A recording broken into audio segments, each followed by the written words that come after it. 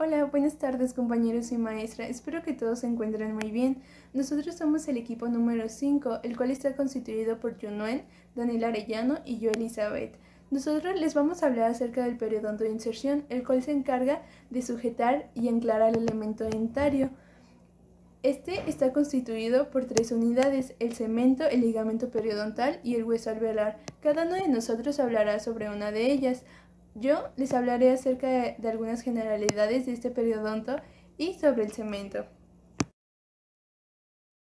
Bueno, como ya había dicho anteriormente, el periodonto de inserción está compuesto por 3 estructuras, las cuales son el cemento, el ligamento periodontal y el hueso alveolar. Estas 3 estructuras comparten el mismo origen embriológico, ya que los 3 originan al mismo tiempo que se forma la raíz del diente, a partir de la capa celular interna del saco dentario. Se relacionan entre sí ya que las fibras colágenas del ligamento periodontal se insertan por un lado en el cemento y por el otro en el hueso que rodea el alveolo, constituyendo la articulación alveolodentaria. Esta articulación pertenece al grupo particular de las gónfosis, ya que mantiene al diente en su sitio y le permite resistir las fuerzas masticatorias. Las estructuras que forman el periodonto de inserción tienen una evolución correlativa a lo largo de la vida del diente, ya que la remodelación permanente de las fibras periodontales y del tejido óseo, así como la posición continuada y selectiva del cemento, se relacionan con los movimientos de acomodación y desplazamiento de los dientes. Es por eso que si se pierde un diente por extracción, el cemento y parte del ligamento periodontal lo acompañan, mientras que el hueso alveolar y las fibras periodontales remanentes sufren una regresión total. La primera estructura de la cual hablaremos es el cemento, el cual es un tejido conectivo mineralizado, que como ya mencionamos es derivado de la capa celular ectomesenquimática del saco o folículo dentario que rodea al germen dentario. El cemento, al igual que el esmalte, cubre la dentina, aunque este solo lo hace en la porción radicular. El cemento es un tejido muy delgado que consigue llevar a cabo 2 funciones importantes. La primera de ellas es anclar las fibras del ligamento periodontal a la raíz del diente y así ayudar al mantenimiento del diente en su alveolo. La segunda es sellar la superficie de la dentina radicular y cubrir las terminaciones de los túbulos dentinarios abiertos. Algunas características del cemento son las siguientes. La primera de ellas es de que el cemento se encarga de cubrir y proteger la totalidad de la superficie radicular del diente, desde el cuello anatómico hasta el ápice, aunque en ocasiones puede extenderse sobre el esmalte en la región cervical. Estos son los casos de choque. Estos nos muestran diferentes tipos de relaciones que tiene el cemento y el esmalte. El primero de ellos, como nos muestra la figura A, el cemento va a cubrir el esmalte y esto pasa en el 60% de los casos. En la figura B nos muestra que el esmalte está cubriendo el cemento, lo cual es un poco menos probable. En la figura C, el esmalte y el cemento no contactan. Esto ocurre aproximadamente el 5 al 10% de los casos. Hay otro caso que no lo muestra la imagen, pero puede ser que el esmalte y el cemento contactan y no queda dentina al descubierto. Esto ocurre aproximadamente en el 30% de los casos. Otra característica es de que el cemento no está vascularizado y carece de inervación propia. Otra característica es de que el cemento no tiene la capacidad de ser remodelado y es por lo general más resistente a la resorción que el hueso. Esto es un hecho muy importante, ya que desde el punto de vista clínico, si fuera fácilmente resolvido, la aplicación de técnicas ortodónticas ocasionaría la pérdida de la raíz. Estas son las relaciones que tiene el cemento al cubrir la porción radicular de los dientes. Por su cara interna se relaciona con la dentina. El ligamento periodontal se relaciona por su cara externa y por su extremo coronario se relaciona con el esmalte, al igual que por su extremo apical se relaciona con la pulpa dental. En la mayor parte de la raíz, especialmente en dientes jóvenes, el cemento forma una capa relativamente delgada. El menor espesor se encuentra en el cuello, donde tiene unos 20 micrómetros de ancho y, por lo general, termina en bisel, extendiéndose un breve trecho sobre el esmalte. En la región media de la raíz, el espesor del cemento suele oscilar entre 50 y 80 micrómetros. Esto varía mucho con la edad, debido al depósito continuo y progresivo de nuevas capas. Las zonas más afectadas por la deposición secundaria del cemento son las apicales e interradiculares, pudiendo alcanzar un grosor de 2 a 4 milímetros en estas regiones. El cemento posee 4 propiedades físicas. La primera de ellas es el color, el cual es un color blanco nacarado, más oscuro y opaco que el esmalte, pero menos amarillento que la dentina. La segunda propiedad es la dureza, la cual es menor que la de la dentina y del esmalte. En términos generales, la dureza del cemento es similar a la del hueso laminar. La tercera propiedad es la permeabilidad. El cemento es menos permeable que la dentina, a pesar de su mayor contenido de sustancia orgánica y a su menor densidad. Sin embargo, el cemento es un tejido permeable y queda demostrado por la facilidad con que se impregna de pigmentos medicamentosos o alimenticios. La cuarta propiedad es la radioopacidad. La radioopacidad del cemento es semejante al hueso compacto, por lo tanto, en las radiografías presentan el mismo grado de contraste. El espesor reducido del cemento no permite una visualización marcada, excepto en la zona del ápice donde el tejido es más grueso. La radioopacidad es una propiedad que depende del contenido mineral, es por eso que el cemento es notablemente menos radioopaco que el esmalte, donde la concentración de sales minerales es muy elevada y comparado con la dentina también posee menor grado de radioopacidad. Hablaremos sobre los componentes estructurales del cemento.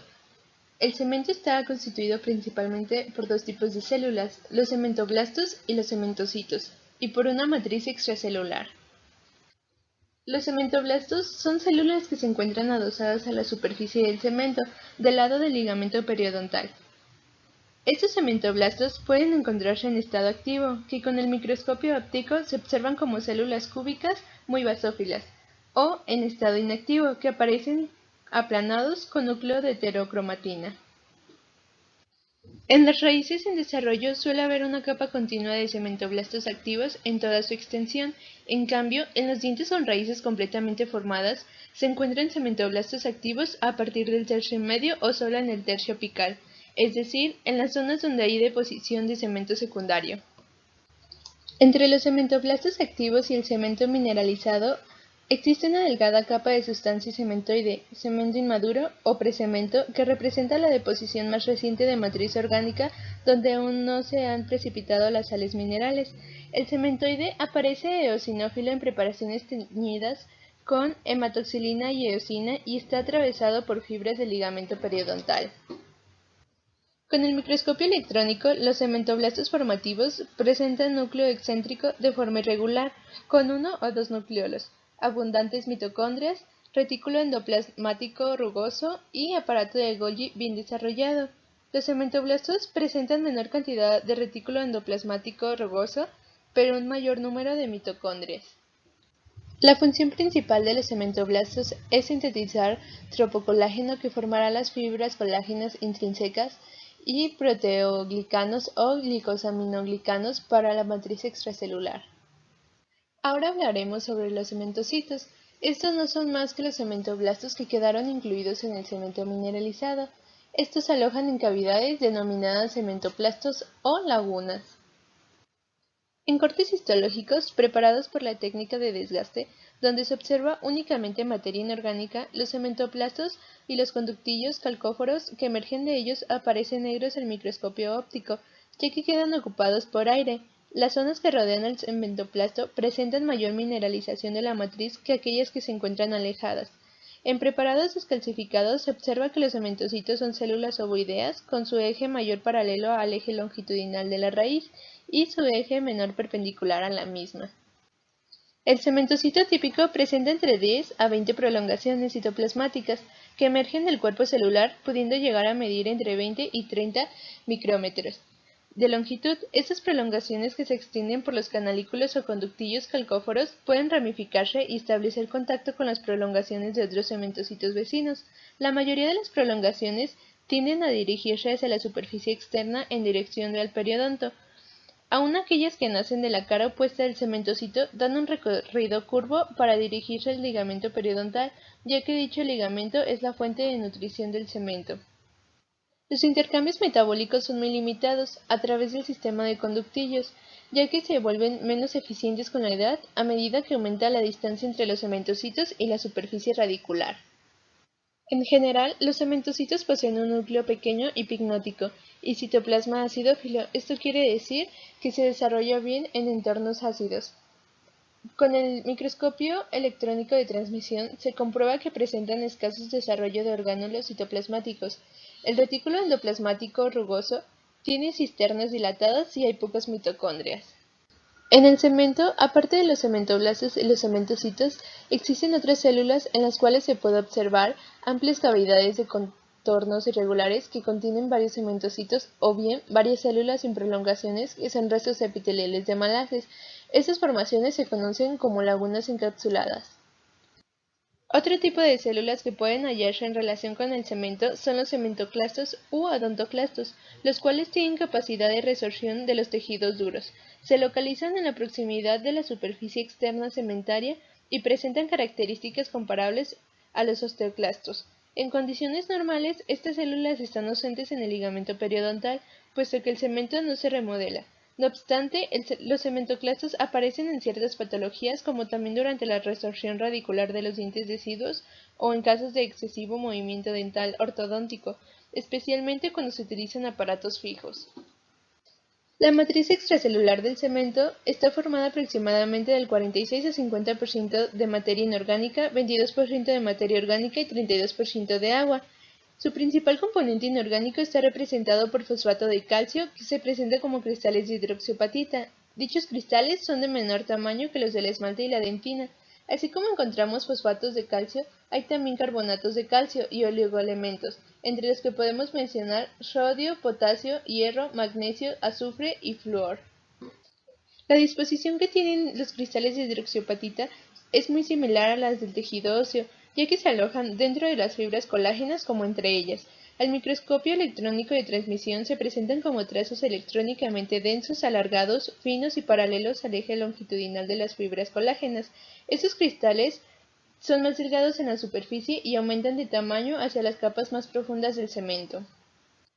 La matriz orgánica del cemento está formada por fibras de colágeno principalmente de tipo 1 que constituyen el 90% de la fracción proteica de este tejido. Existen dos tipos de fibras, las intrínsecas y extrínsecas. Las fibras intrínsecas están formadas por los cementoblastos, mientras que las extrínsecas son haces de fibras del ligamento periodontal. Nosotros podemos clasificar el cemento de acuerdo al tipo de fibras que lo constituyen, lo cual veremos un poco más adelante. Bueno, ahora hablaremos sobre la cementogénesis. Es aquí donde se explica cómo es que se forma el cemento. La formación de dentina, como la del cemento, en la raíz de un diente en desarrollo depende mucho de la presencia de la vaina radicular de Herdwick. Esta vaina se origina por proliferación de las células del epitelio dental interno y externo en el lazo cervical del órgano del esmalte, una vez que se ha completado la posición del esmalte en toda la extensión de la corona. La vaina de Herdwick por lo general está formada por dos capas de células relacionadas entre sí por distintos mecanismos de unión y provistas de membrana basal, tanto en la superficie interna como externa. A medida que la vaina crece y rodea la papila en expansión, induce a las células situadas en la periferia de esta a diferenciarse en odontoblastos, los que, una vez maduros, secretan la matriz orgánica de la dentina radicular. Cuando la predentina alcanza un grosor de 4 a 5 micrómetros, comienza a mineralizarse. Al avanzar el proceso de mineralización se interrumpe para las células epiteliales la fuente de nutrición proveniente de la papila dentaria, por lo que la vaina radicular se fragmenta formando una red fenestada. La rotura de la vaina involucra la degeneración o pérdida de la lámina basal del lado cementario. Al volverse discontinua esta lámina basal, es reemplazada por una capa de material amorfo y fibrillas finas orientadas al azar, las cuales contribuirán a formar la capa hialina entre cemento y dentina. A través de la red que forma la vaina epitelial migran las células ectomesenquimáticas indiferenciadas provenientes del folículo o saco dentario y se colocan en estrecha posición con la capa hialina que cubre la superficie de la dentina radicular. Estas células ectomesenquimáticas aumentan de tamaño y desarrollan todos los orgánulos citoplasmáticos característicos de las células sintetizadoras y secretoras de proteínas, diferenciándose en cementoblastos. Estos son los que comienzan a depositar la matriz orgánica del cemento, la cual se va a mineralizar por la formación de vesículas matriciales en los momentos iniciales y por propagación de los cristales de hidroxiapatita desde la superficie dentinaria de la raíz. Mientras ocurre todo el proceso anterior, los cementoblastos secretores se desplazan alejándose del límite cementodentinario. Entre los cementoblastos y la línea frontal de mineralización permanece una delgada franja de material cementoide de unos 5 micrómetros de espesor. La cementogénesis tiene una actividad cíclica que se revela por las líneas de imbricación o incrementales, que se observan en los cortes por desgaste como líneas oscuras muy finas que delimitan zonas más claras y anchas. Estas líneas de incremento siguen el contorno de toda la raíz. Se trata de en realidad líneas de reposo, ya que presentan periodos de inactividad en la cementogénesis. Las zonas más anchas dispuestas entre ellas son las laminillas que corresponden a nuevas capas de cemento. Estas no tienen un ancho definido y uniforme, debido a que la actividad cementógena no es igual en toda el área de la raíz. En las laminillas las fibras colágenas están dispuestas en forma más ordenada y altamente mineralizadas, mientras que en las zonas de reposo las fibras están dispuestas en forma irregular e hipomineralizadas. Las fibras colágenas de cada laminilla se orientan paralelamente a la superficie radicular, pero la dirección en cada laminilla es diferente de las laminillas vecinas. Al mismo tiempo que se produce la posición del cemento, van quedando incluidas en él las fibras colágenas del ligamento periodontal en formación, que se constituyen las fibras extrínsecas en cemento o fibras perforantes, las que llegan a mineralizarse total o parcialmente al estar dentro de este tejido. Estas fibras son producidas por los fibroblastos del ligamento periodontal, aunque inicialmente se insertan en el cemento en ángulo recto a la superficie radicular. Su orientación puede cambiar significativamente debido al movimiento dentario. Las fibras extrínsecas por lo general están reunidas en fascículos de sección redondeada envueltas por otras fibras de recorrido helicoidal. Todas estas fibras se hallan incluidas en una matriz amorfa que también se mineraliza. Cuando comienza la erupción del diente, el cemento se va depositando con cierta lentitud. Es por lo general de tipo celular. En la imagen se puede apreciar la superficie del cemento, en la cual se observan oquedades de inserción de las fibras perforantes.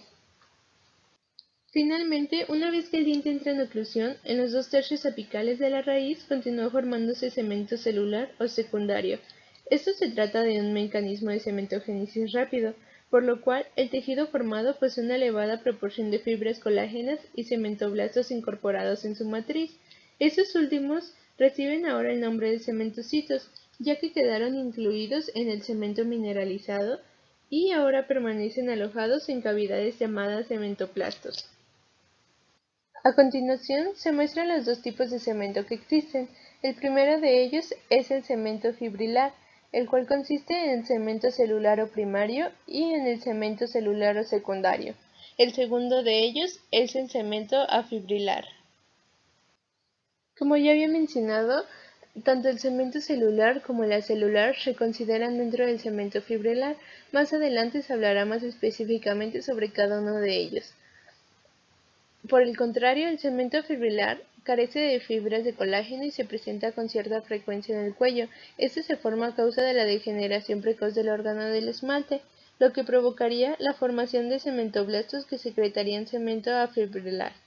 Si este permanece suficiente tiempo en contacto con células del tejido conectivo, puede llegar a recubrirse posteriormente con una capa de cemento celular. El cemento celular o primario es aquel que comienza a formarse antes de que el diente erupcione. Se deposita lentamente de manera que los cementoblastos que lo forman retroceden a medida que secretan, y no queda ninguna célula dentro del tejido. El cemento celular se presenta predominantemente en el tercio cervical, pero puede cubrir la raíz entera con una capa muy delgada de unos 50 micrómetros adyacente a la dentina. El cemento celular se localiza por lo general solo a partir del tercio medio o apical de la raíz. En el tercio apical suele ser el único tipo de cemento presente. Esta es la disposición más común, pero claro que existen variaciones en la distribución de los tipos de cemento, pudiendo presentarse capas alternadas de cemento celular y acelular. El cemento celular o secundario es aquel que comienza a depositarse cuando el diente entra en oclusión. Debido a que se forma con mayor rapidez, es muy probable que los cementoblastos queden incluidos en la matriz, transformándose en cementocitos. El cemento secundario continúa depositándose durante toda la vida del elemento dentario. Esto constituye un mecanismo de compensación de desgaste oclusal de los dientes.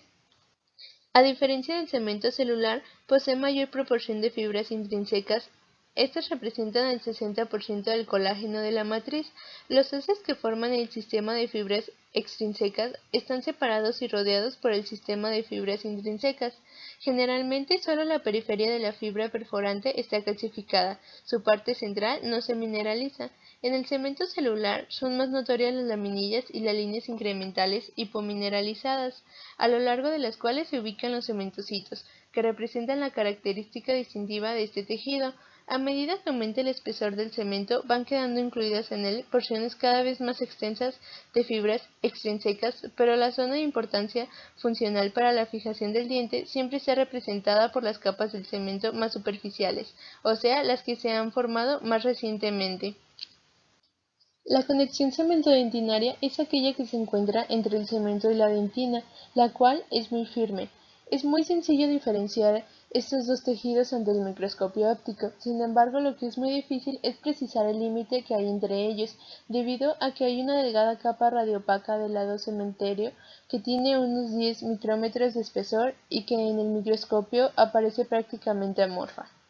En los preparados por desgaste suelen observarse en la proximidad del límite cemento-dentinario zonas de cemento no mineralizadas que aparecen como espacios irregulares de hasta 5 micrómetros de diámetro. Podrían corresponder a las regiones centrales no calcificadas de las fibras extrínsecas más profundas. Ahora hablaremos un poco acerca de su histofisiología.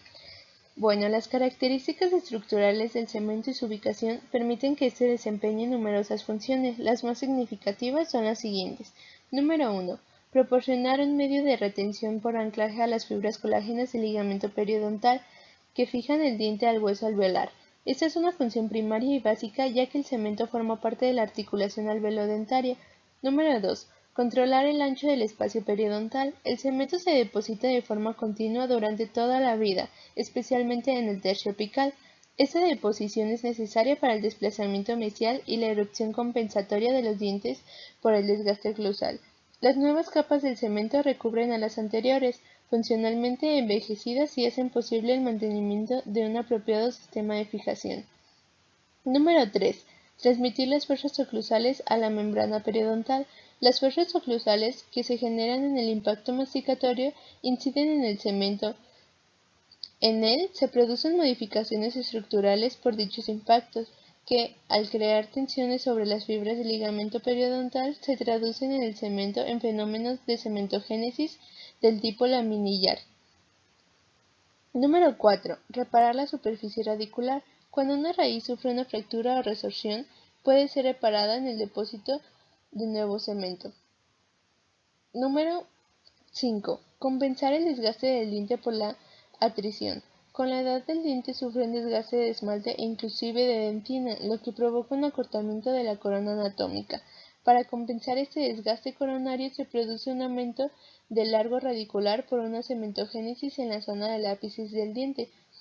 En caso de dientes multirradiculares se producen también depósitos en las zonas de bifurcación de las raíces. De esta forma se mantiene el diente en el plano de oclusión. Biopatología y consideraciones clínicas. La estructura histológica que forma el cemento constituye el sustrato de algunas de las lesiones que se ubican en el periodonto de inserción.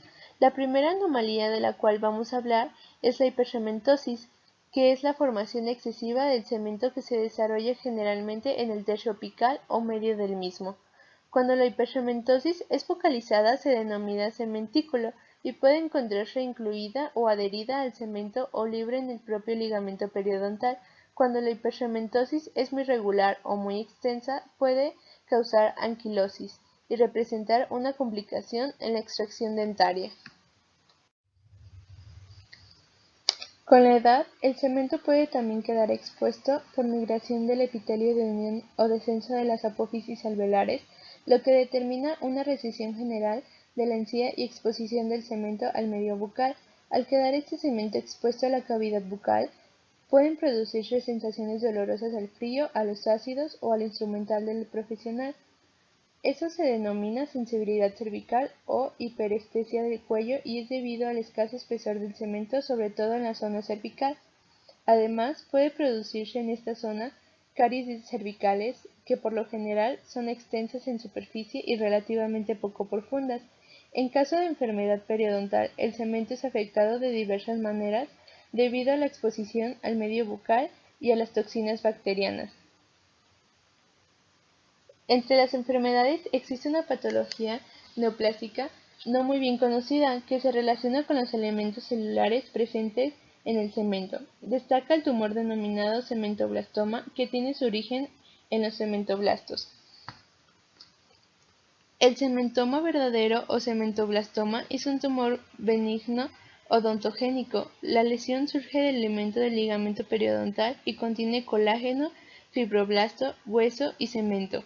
Tiende a desplazar las corticales produciendo dolor. Radiológicamente aparece como una radioopacidad circular solitaria, bien definida y rodeada por un halo radiolúcido. Su localización más común es en los premolares y molares mandibulares.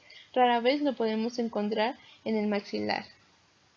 Bueno, con esto concluimos la parte del cemento. A continuación sigue mi compañero Daniel, el cual les hablará acerca del ligamento periodontal. El ligamento periodontal, junto a la encía y el hueso alveolar, componen el periodonto de inserción. Este es una capa delgada de tejido conjuntivo fibroso, que por medio de sus fibras une el elemento dentario al hueso alveolar que lo aloja. Sus fibras principales se insertan por un lado del cemento y por el otro en la placa cribosa del hueso alveolar. Las funciones principales son mantener al diente suspendido en su alveolo, soportar y resistir las fuerzas empleadas durante la masticación y actuar como receptor sensorial propioceptivo. Esta última es necesaria para lograr el control posicional de la mandíbula y una correcta oclusión. El ligamento periodontal también se le puede conocer con otros nombres, como periodonto, gónfosis, membrana periodontal, desmodonto, entre otras, pero la más común y la más utilizada es ligamento periodontal. Su espesor en general oscila entre los .10 y .38 milímetros. El grosor de este aumenta conforme a la acción masticatoria, pero disminuye conforme a la edad. Es decir, que los niños tienen un mayor espesor, mientras que los adultos un menor espesor. Pero si se hace la función masticatoria, puede ser que el ligamento periodontal aumente su espesor. Dentro del ligamento periodontal existe una zona llamada fulcrum, que actúa como una zona de apoyo o palanca de los movimientos laterales y se ubica en hacia la mitad de la raíz clínica. Por lo general está más cerca del ápice, en concreto la unión del tercio medio con el tercio. Esta es una imagen histológica donde podemos encontrar dentina, el epitelio de unión entre dentina y cemento, ligamento periodontal y hueso alveolar. Es una imagen de 60 aumentos. Los componentes del ligamento son los siguientes. Recordemos que el ligamento periodontal es un tejido conectivo denso y está constituido, como cualquier tejido conectivo denso, por células, fibras y una sustancia fundamental amorfa. Además, posee vasos nerviosos, que eso no es muy común en el ligamento, en otros tejidos conectivos densos.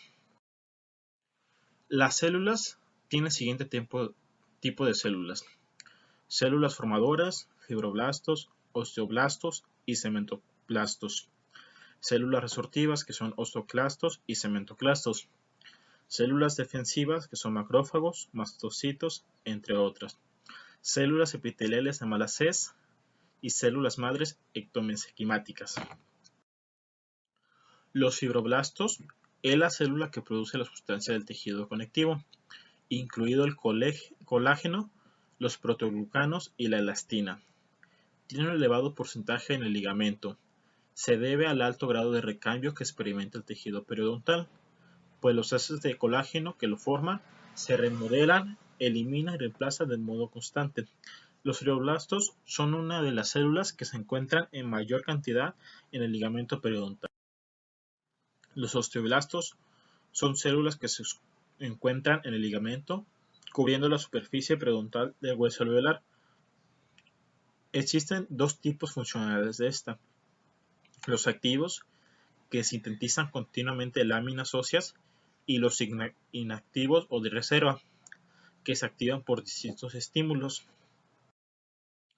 Los cementoblastos, como recordamos, el ligamento periodontal se encuentra entre el cemento y el hueso alveolar. Por lo tanto, en la parte que se distribuye sobre el cemento va a haber cementoblastos, en especial en la zona cementogénea. Los osteoclastos. Su presencia en el tejido normal se debe a que permanentemente hay un proceso de resorción y aposición para permitir los movimientos funcionales de posición de los elementos dentarios. Los cementoclastos. Estas células solo aparecen en ciertos procesos patológicos, como lo es durante la rizoclasia fisiológica de los dientes permanentes. Por lo normal no se encuentran solamente en procesos patológicos. Los mastocitos o células cebadas. Estas son células que están cerca de los vasos sanguíneos y que contienen gránulos densos de heparina, histamina y enzimas proteolíticas. En ciertas patologías, estas células presentan degranulaciones debido a lesiones tisulares, aunque su función en el ligamento periodontal aún se desconoce. Los macrófagos. Estas son células provistas de abundantes lisosomas que desempeñan una función de desintoxicación y defensa por su capacidad de ingerir, destruir y digerir microorganismos y sustancias extrañas que podrían dañar el ligamento periodontal. Representan el 4% de la población celular del ligamento periodontal. Las células o restos epiteliales de Malassez. Con frecuencia se encuentran en el lado de la superficie cementaria, nidos o acúmulos celulares de naturaleza epitelial. Estas células son restos desorganizados de la vana epitelial de Herwig, las cuales son más frecuentes en niños que en adultos. Estas células pueden ser escamosas o cilíndricas, con un núcleo prominente de cromatina densa.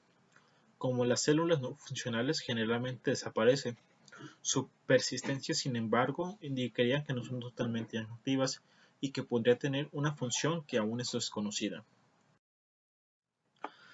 Las células ectomesenquimáticas indiferenciadas. Se trata de una célula que se encuentra en gran cantidad en el tejido conectivo periodontal. Son células pluripotenciales que se sitúan alrededor de los vasos sanguíneos en una extensión de 10 micras aproximadamente. Inciden en el proceso de diferenciación celular, regulando la función periodontal como fuente de osteoclastos y cementoclastos.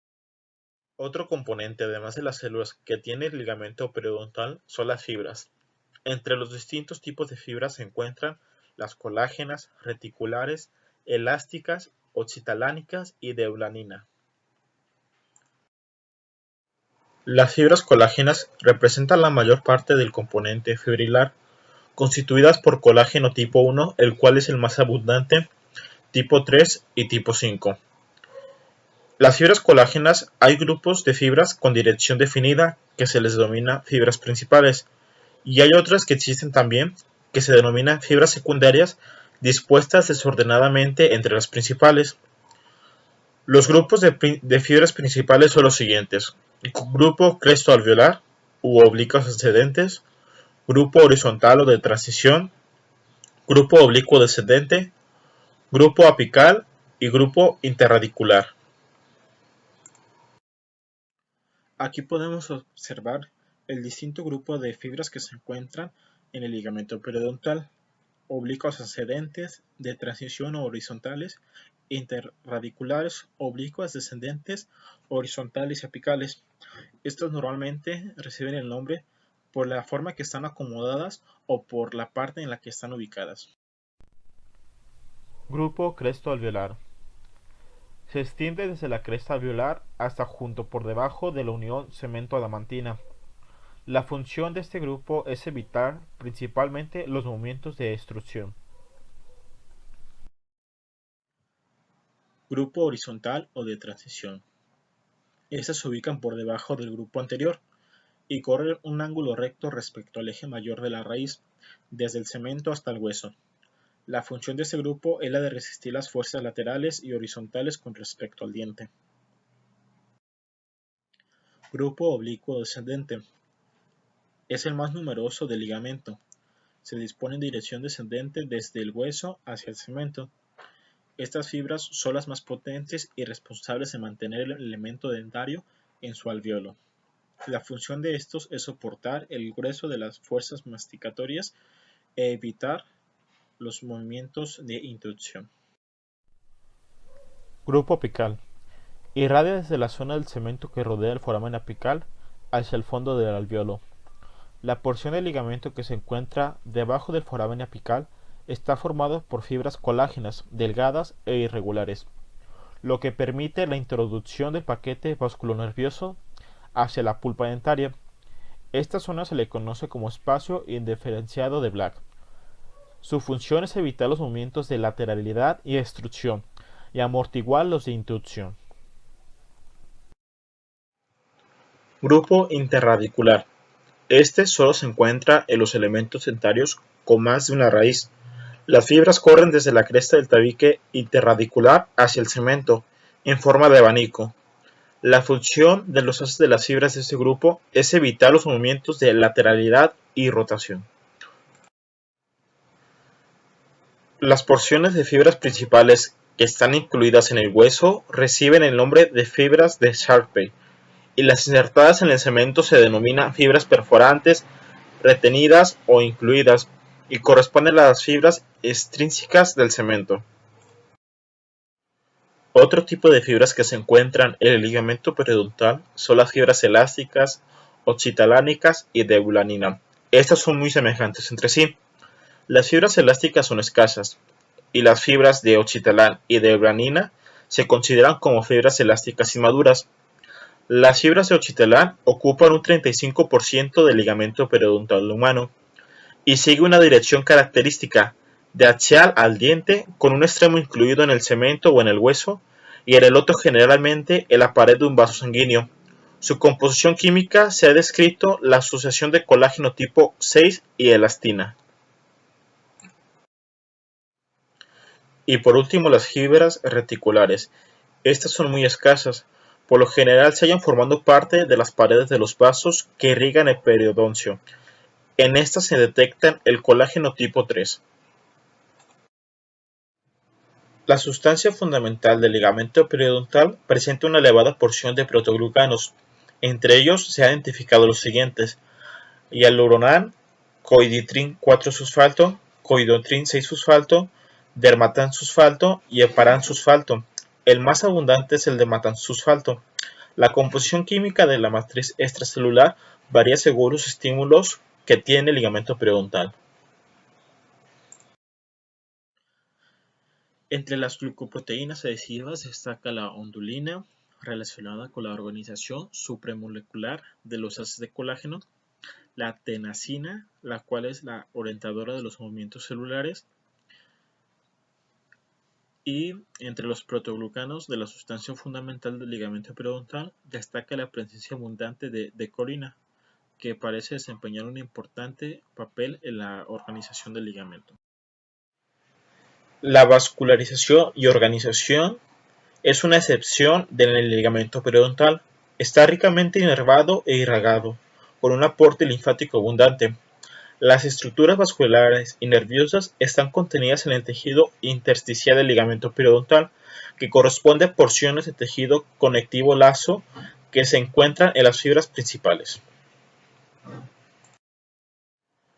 En el ligamento periodontal se forma una única red de arteriolas y capilares, así de como anastomosis arteriovenosas y estructuras glomerulares.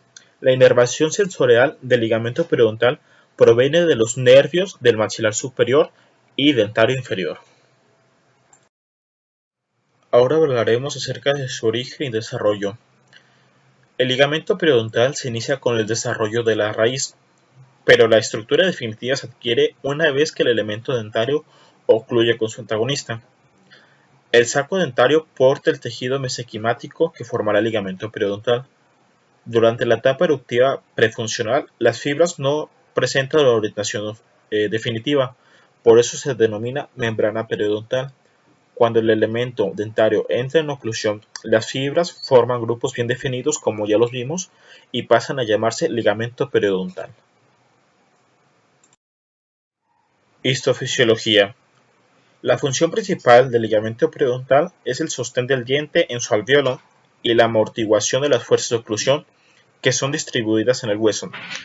Las fibras colágenas son responsables de las funciones del ligamento periodontal, como vimos en los diferentes grupos que se avecinan.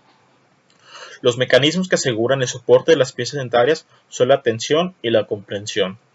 La irrigación abundante del ligamento está relacionada con el activo metabolismo de este tejido, aportando nutrientes y oxígeno a las células. Biopatologías y consideraciones clínicas. Podemos encontrar alteraciones infecciosas sistemáticas o neoplásicas semejantes a cualquier otro tejido conjuntivo. Una de ellas, y la más común, es el granuloma apical. El periodonto perapical, al continuar con el tejido pulpar, suele responder ante un proceso inflamatorio crónico pulpar. Se suele contener focos de necrosis y detritus con capacidad irradiativa. Este granuloma apical puede proliferar restos epiteliales de mala sez, lo que puede dar origen a un quiste denominado radicular o periapical, que puede expandirse y causar resorción en el hueso alveolar y en el cemento. Como podemos ver en las imágenes, ahí se encuentran los quistes que pueden sufrir el ligamento periodontal y afectando el hueso alveolar y el cemento. Otra biopatología que presenta el ligamento periodontal es la enfermedad periodontal. En esta se produce una destrucción del tejido conectivo del ligamento periodontal a medida que avanza el proceso. Se postula que es por la actividad inductora de las citocinas elaboradas durante la respuesta del huésped a las bacterias. En caso que el ligamento periodontal tenga alteraciones leves, tiene la capacidad de repararse y regenerar, debido a que tiene células ectomesenquimáticas indiferenciadas. Bueno, sería todo por mi parte, y continuamos con Yunuen, que nos hablará del hueso alveolar. Por último, les hablaremos de la tercera estructura que conforma el periodonto de inserción, la cual viene siendo el hueso alveolar. Generalidades. El hueso alveolar o apófisis o proceso alveolar es la porción ósea de los maxilares y mandíbula y tiene la función primaria de brindar un soporte al diente. La porción del hueso alveolar que limita directamente con el alvéolo se inserta en las fibras periodontales pertenecientes al periodonto de inserción. Cabe recalcar que el hueso alveolar es una estructura de servicio al diente, es decir, es una estructura odontodependiente, se forma con él, lo sostiene mientras trabaja y desaparece con este. También se atrofia cuando el diente se extrae. ¿Qué queremos decir cuando decimos que desaparece con él? Es decir, cuando se mudan los dientes, pasan de temporales a permanentes, la estructura del hueso alveolar cambia dependiendo de cómo sea el diente permanente, es decir, cómo sea su porción radicular y su tamaño de la raíz y su grosor de raíz.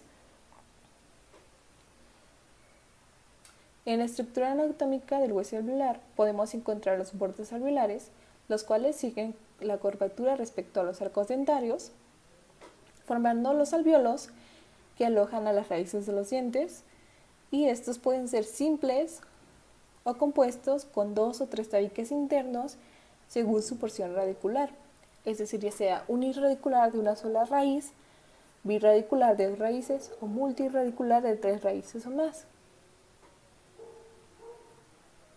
En cada alvéolo podemos distinguir 2 tipos de paredes o bordes alveolares. La primera vienen siendo las tablas alveolares libres, ya sean que pueden ser de vestibular, alingual y palatina, o los tabiques alveolares intermedios o tabiques interradiculares, que se encuentran realmente a posición de la raíz.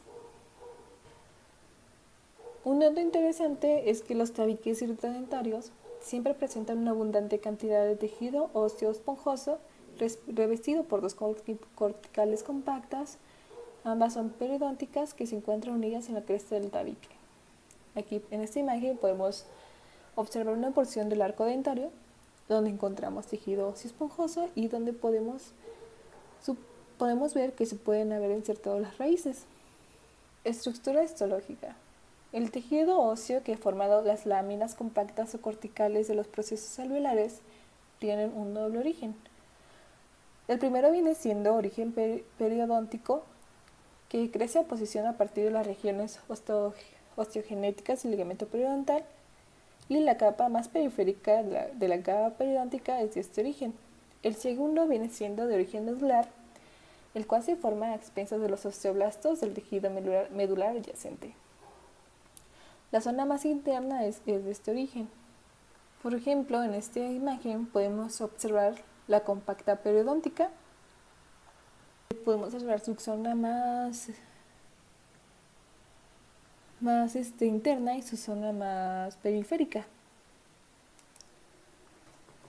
Cuando hablamos de la compacta, que es de origen perióstico, esta está conformada por tejido óseo laminar penetrado por una moderada cantidad de fibra de periosto.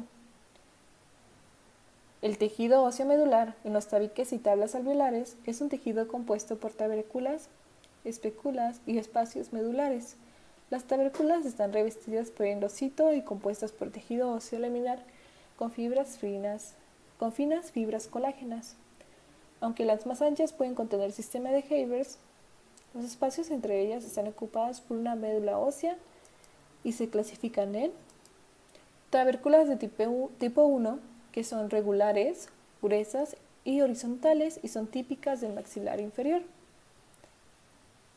Y las taberculas de tipo 2, que son finas, dispuestas irregularmente y son típicas del maxilar superior. Vascularización e inervación. La irrigación sanguínea de los procesos alveolares proviene de las arterias maxilares superior e inferior, las cuales se originan en las arterias intratabicales que corren por los tabiques alveolares interdentarios e intrarradiculares. Sus ramas terminales, denominadas arterias perforantes, atraviesan por numerosos forámenes de la lámina compacta crepiforme y pasan por el ligamento periodontal. Los forámenes penetran venas linfáticos y nervios desde el ligamento periodontal. Los vasos y nervios están relacionados con los que se originan en la región periapical desde el paquete vasculonervioso destinado a la pulpa dental. En cambio, las arterias intratabicales dan ramas que atraviesan la cortical perióstica y se anastoman, es decir, se unen a un punto en el plexo vascular superióstico, establecen múltiples conexiones con los elementos vasculonerviosos de la encía y de la mucosa. Como podemos observar en esta imagen, aquí está el ligamento periodontal, que también está cerca de la encía, y vemos cómo establecen varios elementos vasculonerviosos. Origen y desarrollo. Como ya se mencionó anteriormente, las tres estructuras se forman al mismo tiempo. Cuando hablamos del hueso alveolar, el desarrollo de los maxilares comienza en la séptima semana de vida intrauterina. En ambos maxilares se forma una lámina ósea externa que continúa en una interna, dejando un surco que contiene los gérmenes dentarios que abre hacia la superficie bucal. El estímulo principal para la formación de los bordes alveolares lo proporcionan los dientes en crecimiento. La pared ósea de los alveolos comienza su desarrollo al completarse la corona e iniciarse el crecimiento de la raíz.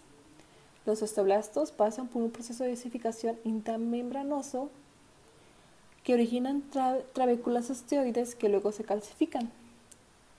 Las áreas mesenquimatosas que permanecen entre las trabéculas óseas se diferencian posteriormente en la médula ósea.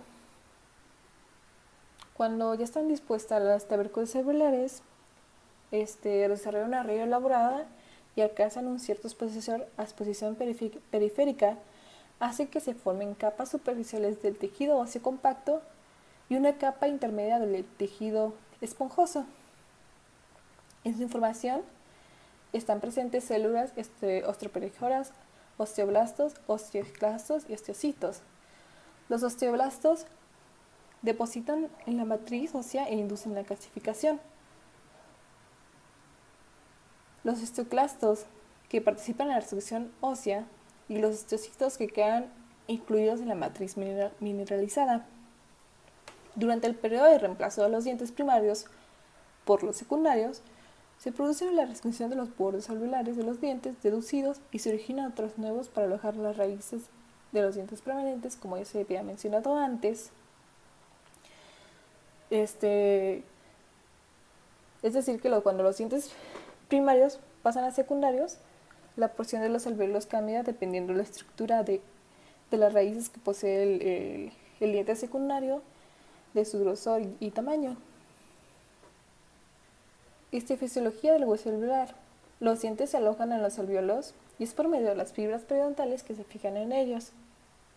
El hueso alveolar protege a los vasos y los nervios que recorren por el hueso por medio del ligamento periodontal. Participa en otras actividades propias del tejido óseo, reabsorbe calcio y está implicado en los mecanismos de regulación de calcemia.